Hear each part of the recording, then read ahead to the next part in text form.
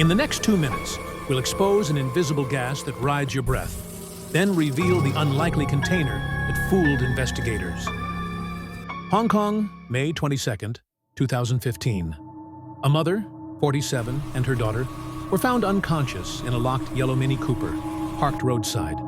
The city asked, "What happened in there?" Autopsy didn't whisper violence. It murmured chemistry. Carbon monoxide aggressively displaces oxygen, hijacking the blood's ability to carry life. Down in the cell's powerhouses. It jams respiration and floods reactive species. Injury you can't see until you collapse. The delivery method wasn't a pipe or a vent. It was unexpected. Not only an unlikely container for carbon monoxide, we also have an unlikely murderer. Professor Khaw Kim-sun, a clinical professor of anesthesiology, the specialist who puts patients safely to sleep. But he wasn't just their doctor. He was the driver's husband.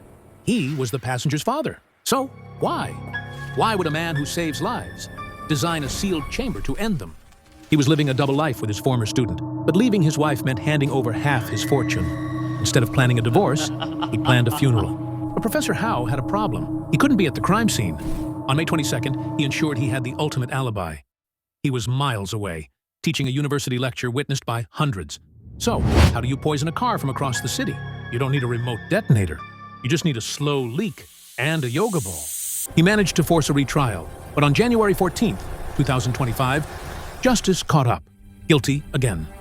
Life in prison. When medical knowledge becomes a weapon, how should juries weigh circumstantial science?